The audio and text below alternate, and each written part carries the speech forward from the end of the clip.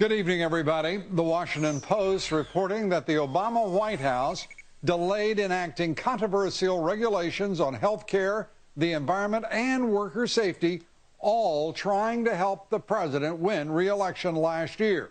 That's according to 7 current and former Obama administration officials who told the Washington Post that the motive behind many of those delays were simply political. At the White House today, Press Secretary Jay Carney tried to defend the delays, claiming they were just being thorough. The administration is committed to a regulatory strategy that maintains a balance between protecting the health, welfare, and safety of Americans and promoting economic growth, job creation, competitiveness, and innovation. Our goal is not to move rules hastily, but to maximize the effectiveness and benefits of the rules we complete. The president's press secretary obviously reading from a prepared script in answering the reporter's question. The reporter, by the way, our chief correspondent, Ed Henry. The Obama administration is accused of doing far more than manipulating rules and delaying regulations. 2 fact-checking organizations, the Washington Post and PolitiFact, singled President Obama out for telling the biggest lie of the year. This whopper we heard countless times over a 3-year period. If you like your health care plan, you'll be able to keep your health care plan, period. And that's not the only Obama assertion deemed a lie.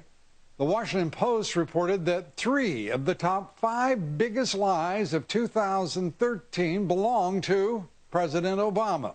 We take that up tonight in the Chalk Talk with the A-Team. Many of the president's problems with the truth involve his signature health care law and Obamacare once again generating headlines today. House Republicans holding the 4th in a series of hearings looking into the disastrous rollout.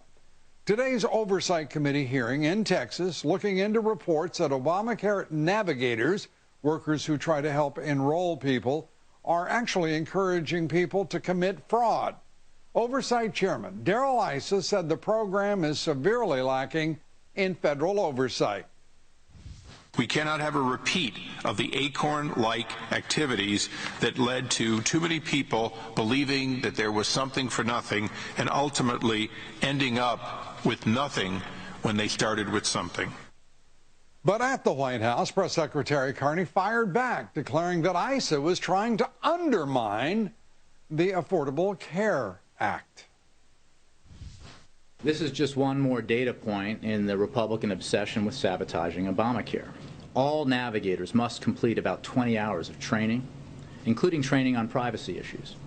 And this training is not a one-time only process.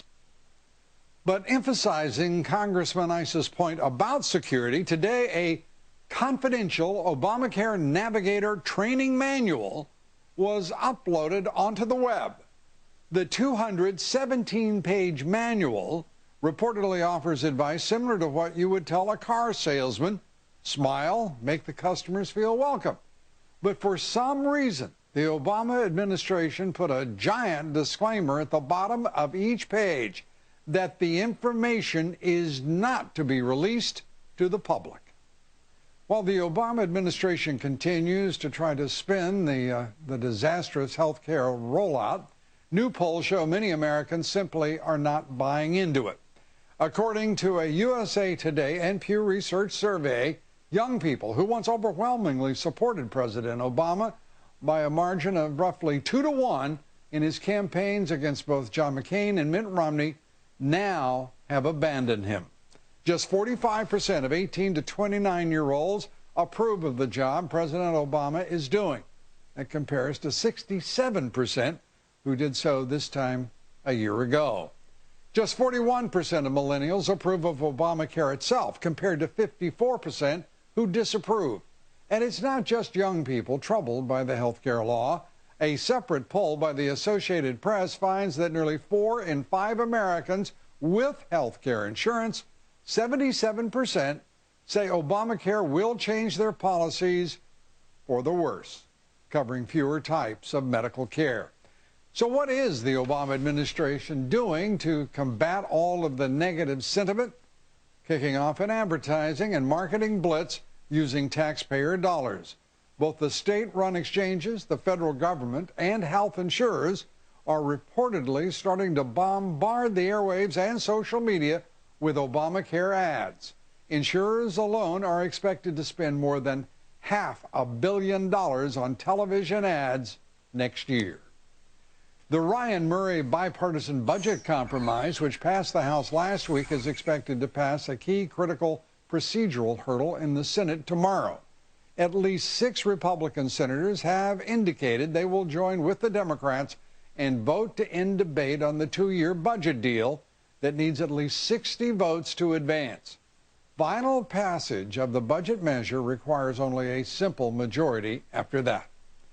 Congress, however, faces another battle over the debt ceiling after Congressman Paul Ryan said over the weekend that Republicans will seek concessions in exchange for extension of the limit on borrowing early next year. The White House today reiterated that President Obama's position is not changed and he will not negotiate on the debt ceiling. A federal judge ruled today that the National Security Agency is likely operating an unconstitutional collection of telephone call information and data. U.S. District Court Judge Richard Leon finding that NSA activities appear to have violated the Fourth Amendment's prohibition of unreasonable searches and seizures. Judge Leon issued a preliminary injunction that bars the NSA from collecting so-called metadata from Verizon wireless accounts, but he then stayed the order in order to allow for an appeal. The ruling is the first legal setback to the NSA surveillance activities since Edward Snowden exposed the practice. Snowden, a major part of a 60 Minutes expose on the NSA last night, where it was revealed that there is a rift within the agency about possibly granting Snowden immunity in exchange for the remaining files he's believed to have in his possession. NSA official Richard Leggett says it might be a good idea. The White House says it hasn't changed its position at all. They want him also, of course, Snowden, to return to the United States to face felony espionage charges. We'll take that up here later, and reports out of Saudi